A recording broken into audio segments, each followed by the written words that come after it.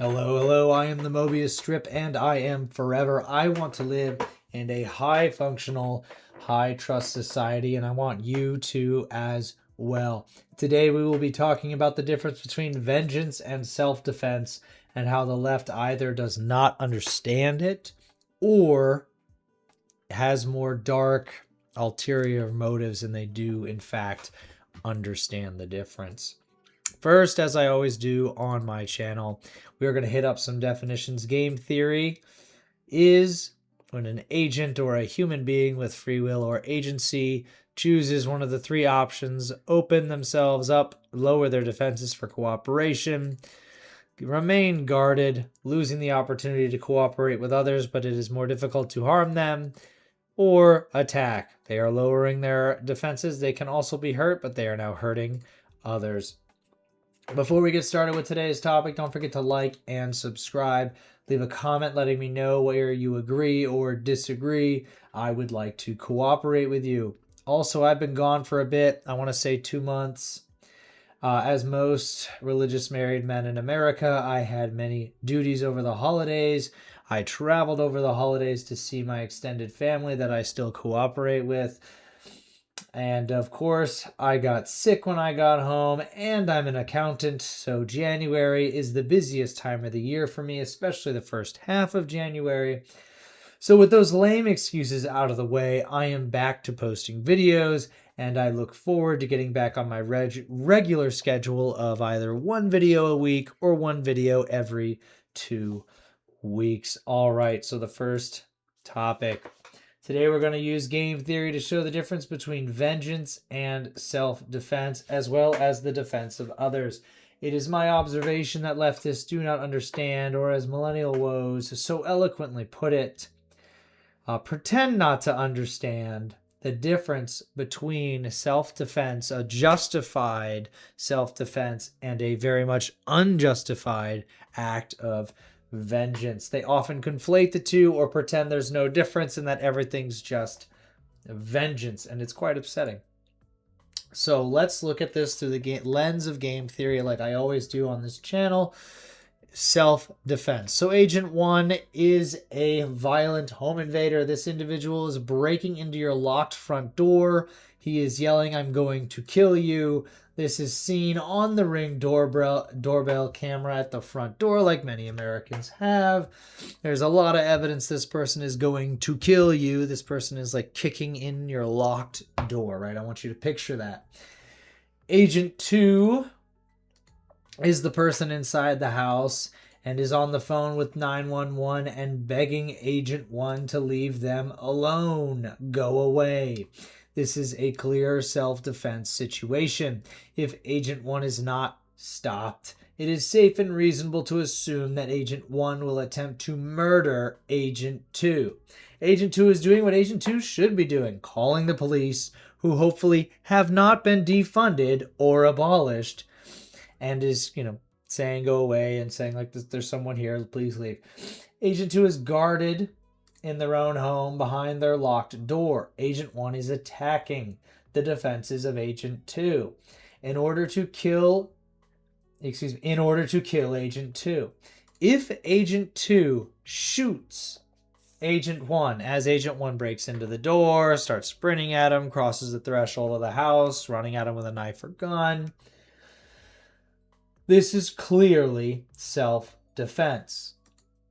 Well, it's clearly self-defense to you and me, but let's add the woke leftist. Many leftists will not approve of this behavior. They will say things like, "Do you value your property more than the life of the home invader?" Which is, of course, an insane answer, as the home invader is not there for your things. He's there to kill you. And if he's going to take my things after killing me, I don't care about my things when I'm dead. I care that I'm dead. I'm still a little sick. I hope it's not coming through on the microphone too much. The leftist is either so privileged that they have never met an evil person and assumes that the home invader is poor and is simply there to steal items. This person, I want to add, is so privileged that the worst thing they've ever dealt with is gossip or gossip adjacent things. Two, the leftist is evil and is on the side of the home invader. They want the home invader to win. They hate you out of some sort of envy because you're a property owner. They perceive homeowners as wealthy. They feel the plight of the poor, maybe a combination of they're poor and simply there to steal items. And fuck you, you're rich. I want you and your family dead. I'm on the side of the home invader. If the leftist truly believes in number one, they simply do not understand the situation. They are assuming that the home invader is a burglar, not something worse like a murderer. There's an issue with this assumption. Burglars do not typically break into homes to rob them while the homeowners are home. Think about the first Home Alone movie. I know it's a movie, but it actually shows burglars scoping out the neighborhood and finding out when everyone's going to be out of town. They're doing this because they overwhelmingly, burglars wait until the home is vacant. This is so the homeowners, they don't have to deal with the homeowners. Homeowners can fight you when you're breaking into the house. They can call the police. They can shoot you. They can identify the burglar in a police lineup and similar issues. This is so well documented that the legal system accounts for this. This accounting is called castle doctrine. This policy is law in most states, and allow me to explain what the leftists do not understand. Castle doctrine says that if an individual is already inside their own home or car, and someone is breaking in while they are inside their home and car, it is safe to assume that this person is not a burglar, as burglars want a vacant car or home because they just want things. They don't want to fight you. They don't want to kill you. They don't want you to ID them. It's safe to assume that this person is not a burglar, as burglars want a vacant car or home to rob. This person almost certainly is breaking in to harm you, kidnap you, kill you, maybe rape you, or a member of your family. Due to this safe and statistically observable assumption that the law says deadly force is an acceptable response to defending yourself and your family from the home car invader. But in contrast, if you pack your family car and you leave for your family's summer vacation, let's say in South Carolina, and about 1 hour into your drive, you remember you forgot something at home and you turn around. So for a total of 2 hours, you were not home. And as you come home, you see burglars are in your home and robbing you of your stuff. You are not legally allowed to shoot them. This is because castle doctrine assumes that these people are burglars. They're not there to harm you. They actually waited for you to leave. They're not going to harm you. They're not going to kill you. They're not going to kidnap you. In this scenario, you have the duty to call the police. And I personally suggest you drive away for the safety of you and your family, as the burglars in your home have a defensive tactical advantage that you would have if you were defending your home from a home invader. Your family's already in the car. Everyone's already sitting in the car. Just back out and leave the driveway. That's just the smartest, safest thing you can do for your family, because it's all about your family. It's not about your things. And the leftists will hear me say that and pretend like they don't understand. If you were to... If you explain this difference to a leftist and they recognize that your property or things are not more important than the lives of your family, you should forgive their ignorance. Number one, you could forgive them. They might be just 15, you don't know. But if they double down and say there's no difference between those two scenarios I presented, and there's no difference between defending against a violent home invader and a burglar, I would suggest they believe number two. They are on the side of the home invader, and they want you to lose to the home invader, whatever that means in their mind in this situation. It is worth pointing out that leftists will never say to the home invader, is the property you are stealing more important than the lives of the people who live here? Forgot to put an end quotation there. I apologize. And there is a dark reason that they never say this. The leftists view the homeowner who shoots the home invader as no different from the following situation I will show in game theory. So this is not self-defense. Man, I must still be sick. I normally am pretty good. This is vengeance. This should say vengeance. I apologize. So, Agent 1. I'm going to kill you. Breaking in the door with a knife. Agent 2, oh my goodness, I'm calling the police. But this time, go away. The police show up. I couldn't find a good realistic police picture. This one just worked. On the phone, yeah, the police show up in record time. The police then arrest Agent 1. Agent 2 does not need to take violent action against Agent 1, and Agent 1 is now in prison, where Agent 1 cannot break into people's homes anymore. This should be where the situation ends, but I am here to explain the difference between self-defense and vengeance. In this scenario, Agent 2 either hires a hitman or themselves goes to the prison that Agent 1 is held in and assassinates them for daring to try to break into their house.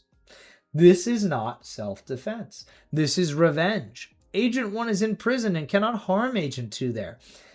The government did its job to prevent Agent 2 from being killed by Agent 1, which meant that Agent 2 didn't need to kill Agent 1 in self-defense. So this is vengeance and does not serve the purpose of self-defense. I would hope that we could all agree that this should be illegal, but the person defending themselves in the first scenario, where the police did not come in time, their actions should not be illegal.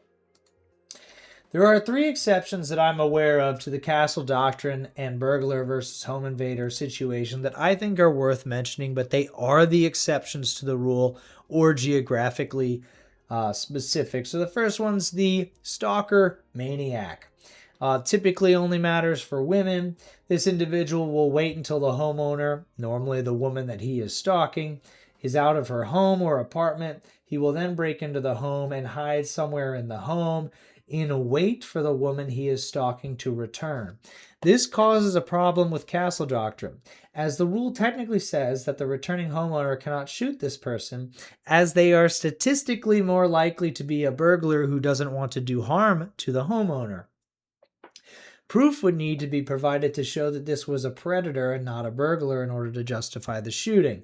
This is a pretty strong conservative right-wing argument for, look, you're in my house. Right, I'm going to shoot you. But castle doctrine makes this a little difficult, and this does not benefit ladies who are the victim of stalking. Number 2, drug addicts. Drug addicts don't act like sober people. They need their drugs more than you and I feel like we need water. They will break into a home. They do not care if someone is there or not. They need their drugs now. They're not going to scope out the neighborhood. They're not going to wait for your road trip out of town. They will break into the home. And if you get in their way while they're stealing your TV that they're going to sell to get more drug money, they will kill you. This group also breaks the traditional thinking on the subject of they're robbing you versus they'll harm you.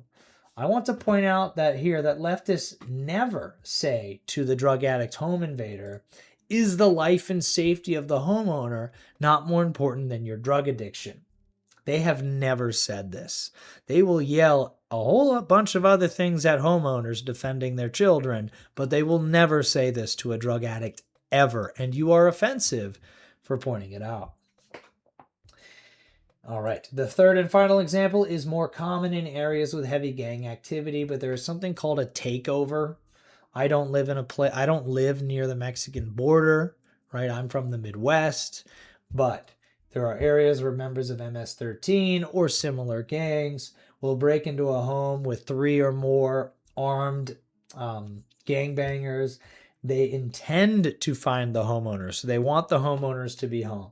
They will hold you at gun or knife point, and they will force you to unlock your safe. They will sometimes steal credit card information. They want you to show them where your jewelry is.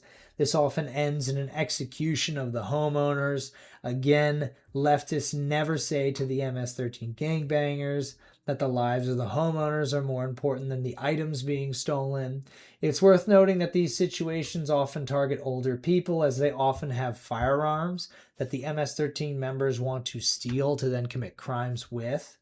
These are often locked in safes, so that's why they want to have the homeowner there at gunpoint and force them to open the safe. So, again, like, left-wingers see all this and go, oh, your life's not more important than these people. or they're number one and they don't know the difference. I have used specific examples, but this is one major point that the left is absolutely in the moral wrong about. They will defend the home invader while he shoots you and your family in the face, but they will never, ever let you defend yourself, your wife, or your children from a home invader. If you do, they will put you in prison for as long as they possibly can get away with. They will, in contrast, protect the home invader from prison with unbelievable zeal.